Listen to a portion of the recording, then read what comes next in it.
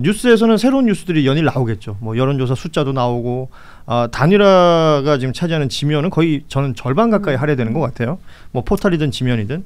그러니까 너무 많아요. 그 이슈 말고 챙기고 짚어야 될 게 너무 많습니다. 그렇습니다. 그리고 놓치고 가서는 안 되는 아주 중요한 것들이기 때문에 지금 이야기를 하고 있는 것이고요. 뭐 금요일엔 TV 토론도 있었고 내일도 또 TV 토론이 있죠. 그 TV 토론 얘기를 하면서 그 내용 어떻냐 저쨌냐 분석하는 건 다른 채널에서 많이 합니다. 그쪽 가서 보시기 바랍니다. 예. 그냥 저는 이것 좀 짚었으면 좋겠어요. 이번 주 목금이 사전 투표를 하는 날이지 않습니까? 김문수 후보는 대한민국 제2당의 후보인데요.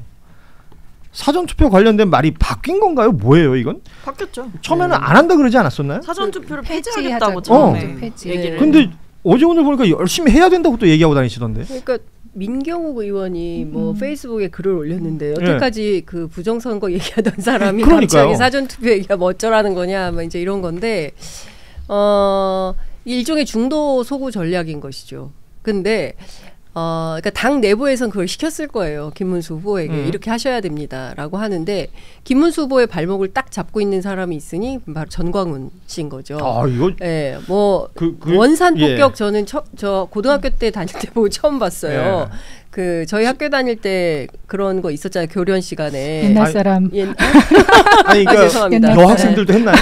여학생들이 다 한 건 아니고 교련 시간에. 그러니까 우리 장 기자님은 했네요, 확실히. 저는 뭐 한번 선생님께서 저는 뭐 자주 해서 격한 선생님 계셔가지고 전 자주 해서 여기가 편편해요. 그렇구나. 그러네. 오래 버틸 수 있는데 사실 이 영상을 많은 분들이 보셨겠죠? 너무 끔찍합니다. 엄청난 가혹행위죠. 영상이 제법 깁니다. 뭐 유튜브엔 짧게 나오는 것들이 많던데 영상 이게 정광훈 TV에 있어요 실제로. 그리고 지역위원장이라고 불리는 사람들이죠. 어느 집회에 인원 동원 제대로 못했다라는 이유로 불려 나와서 그리고 뭐 영상에서는 삐 처리를 해야 될 수밖에 없는 그런 욕설을 들으면서 거기서 원상 폭격을 해요. 아니 근데 전 더 기가 막힌 게 그 장면을 보는 신자들이 웃어요. 깔깔거리고 웃어 막. 그걸 재밌다고 생각을 하는 거예요. 근데 이거는 그로테스크가 있어 진짜. 엄청난 폭력이에요. 엄청난 폭력이고 이거는 전두환 박정희 시절에 노태우 시절에 보고 못 본 장면입니다. 87년 6월 항쟁 이후 대한민국의 민주화되면서 그런 것들에 대해서 굉장히 정말 악독한 몇몇 그런 뭐 이런 사람들 아니면 상상하기 어려운 그런 걸 지금 하면서 웃고 있는 거고 문제는 이번 주 토요일 날 정광훈 씨가 또 집회를 한다는 거잖아요. 김문수한테 들으라는 거죠. 야, 나 잊지 마. 나 여기 있다. 이거 신고하는 겁니다. 그렇기 때문에 김문수 후보 발목 잡고 있는 그고 정광훈이 키운 김문수라는 로직에서 벗어나기가 어렵다. 암만 사전투표를 한다 한들 윤석열하고 못 끊고 있죠. 또 정광훈하고 못 끊고 있죠. 이런 사람한테 표를 주면 결국은 내란 세력에게 동조하는 게 됩니다. 그리고 또 사전투표를 어쨌든 투표율을 높여야 돼요. 보수 결집이 중요하니까 어쨌든 뭐 고향의 손이라도 빌려서 뭐 선거를 치러야 되는 거 아니겠습니까? 근데 사전투표를 안 나오면 득표율이 낮아질 수밖에 없잖아요. 그렇죠. 투표 자체가 낮아지고. 그러니까 지금은 사실 역습이에요. 부정선거 음모론의 역습. 그래서 오히려 이제 투표장이 안 나오면 그 손해는 어쨌든 이 김문수 후보가 고스란히 받을 수밖에 없기 때문에 나올 수 그러니까 투표 독려를 해야 돼요. 그러니까 당의 입장과 김문수 후보 입장이 약간 다른 거죠. 달랐던 거죠. 그러니까 국민의힘은 어쨌든 부정선거 자체에 대해서는 일정 정도 좀 선을 그었었던 거리를 거고. 두고 있는 거고. 근데 이제 김 후보 자체가 거기에 경도돼 있었던 거는 또 사실이고.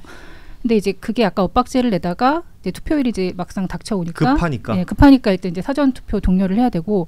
근데 또 이제 오늘 또 한겨레 보도를 보면 좀 재밌는 게 이 보수 유권자들 사이에서 좀 가짜 뉴스가 퍼지는데 종이 많이 접어라. 그거랑 그 개인 도장 가져가지고 자기 도장을 찍어야 다 된다. 무효표거든요. 그러니까요. 그러니까 오히려 지금 그 투표를 더 그 득표하는 숫자를 더 낮출 수밖에 없는 전략을 자기 스스로들 막 퍼뜨려서 자기들 발목을 잡는 상황으로 좀 되고 있는 되게 웃긴 좀 그러니까 모습이 연출이 되고 있는 것 같아요. 무슨 지킬앤 하이드도 아니고 아니 뭐 낮에는 뭐 사전투표 싫다 했다가 밤에는 갑자기 괜찮다 했다가 뭐 약간 이런 느낌인 거거든요. 그러니까 이게 심지어 저는 이제 문제라고 생각했던 게 그 후보자 토론회에서 김문수 후보가 대놓고 거짓말을 하잖아요. 뭐 부정선거 의혹 관련해서 본인은 문제 제기한 적이 없다. 그러니까 윤석열 전 대통령의 주장이다. 이렇게 얘기를 했는데 사실 이 김문수 후보가 21대 총선 이후에 부정선거 의혹 기자회견에 이제 참석을 하기도 했고 SNS를 통해서 선거 부정이 드러나고 있다 이런 말도 했단 말이에요. 여러 차례 확인이 되죠. 그러니까 이미 그리고 후보 수락 연설에서 사전투표 폐지하겠다라는 공약을 내세운 바가 있는데 이제 와서 투표 독려를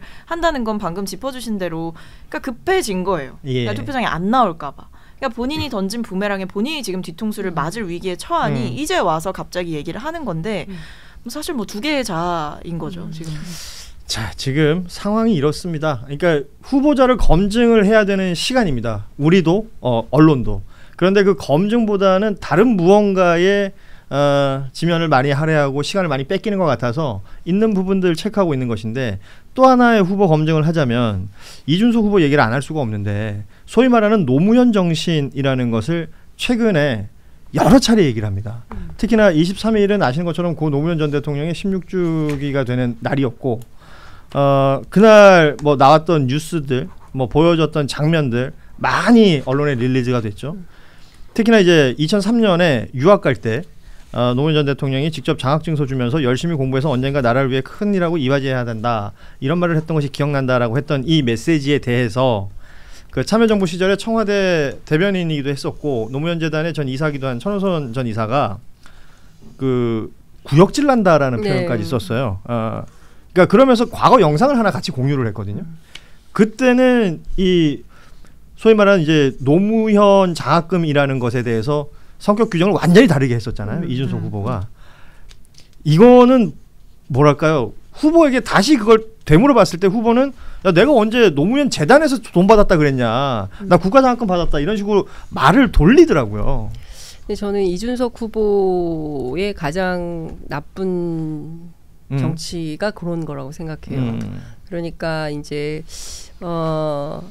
정말 사소하고 별것 아닌 이슈를 가지고 계속 공방을 하고 상대방을 코너로 몰아놓은 다음에 너 그랬지? 라고 이렇게 딱 도장 찍고 끝내버리고 그리고 자기 문제와 관련해서는 한없이 관대하고 타인에게는 굉장히 엄격한 이런 태도의 모습을 국민들이 다 본 겁니다. 1차, 2차 토론에서 많은 국민들이 이제 제가 이제 현장 취재 다니면서 이제 여쭤봤어요. 시민들께 어떠십니까? 이렇게 물어보면 제일 화가 나는 그 후보가 이준석 후보다라는 얘기를 많이 해요.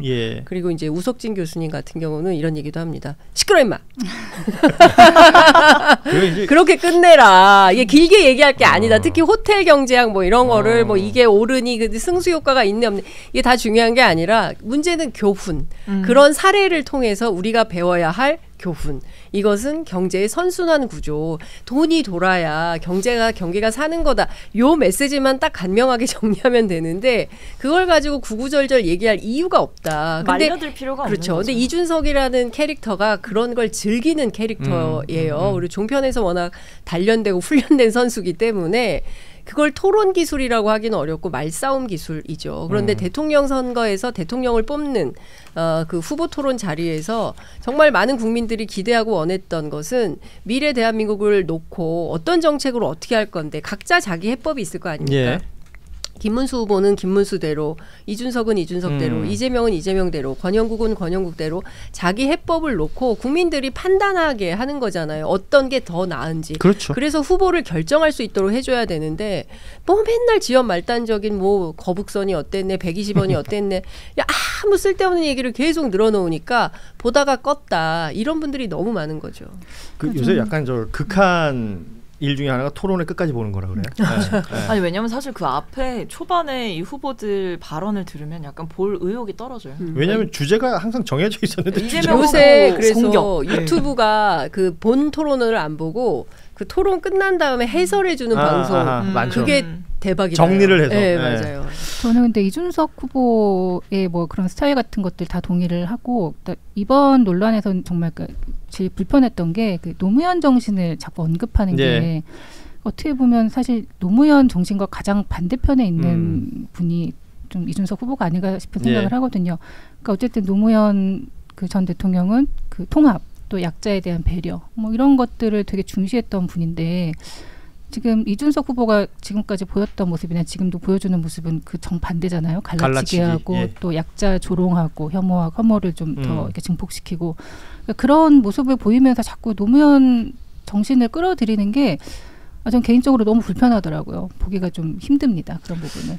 그 뭔가 좋은 말인 건 아는 것 같아요. 그러니까 노무현 정신이라는 게 좋은 말인 건 아는 것 같은데 그냥 갖다 쓰는 것 같고 그 우리가 소위 말해서 어떤 단어가 있으면 단어에 대한 정의를 대부분 다 공통되게 통용되게 쓰는 말들이 있을 텐데 뭐 다른 뜻이 있나 이런 생각이 들 정도로 그렇죠. 사실 근데 노무현을 외친다고 노무현 정신을 계승하는 건 아니지 않습니까? 그럼요. 그러니까 그걸 계속 어떤 캐치프레이즈로 활용을 하고 정체성인 것처럼 이제 프레임을 잡아가는 건데 사실 이제 모두가 알듯이 그렇게 말한다고 계승되는 정신이 아니고 그렇게 말한다고 정말 그렇게 행동해온 게 아니었기 때문에 그 진정성이라든지 이 선거 국면에서 도구로서 활용한다라는 느낌이 들다 보니 노 전 대통령의 지지층이나 아니면 노 전 대통령과 함께 일을 하셨던 분들 입장에서는 굉장히 강하게 불쾌감을 표할 수밖에 없는 어떤 정치공학적인 이 전략이다 이렇게 보입니다. 그러니까 다 떠나서 지난 비상계엄 사태 이후에 그 엄동설안에 온 국민이 거리로 광장으로 쫓아나와서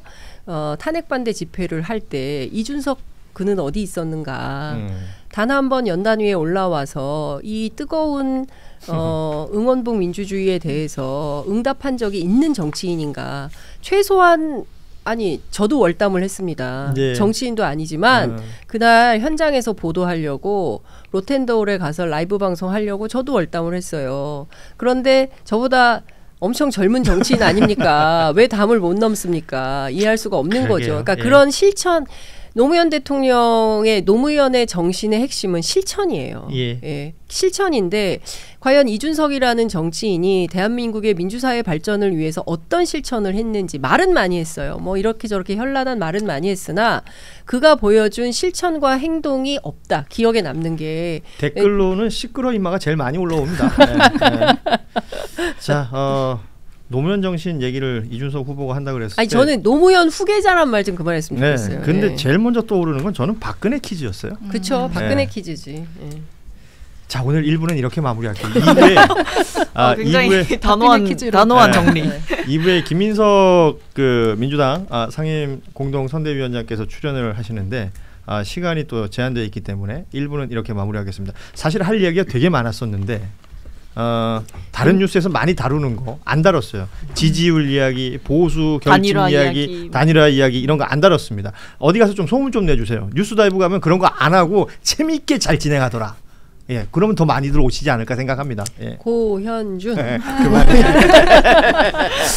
자, 오늘 1부 함께해 주신 우리 최혜정 의원 그리고 장윤선 기자, 박선민 전 최고와는 여기서 인사 나누죠. 고맙습니다. 감사합니다.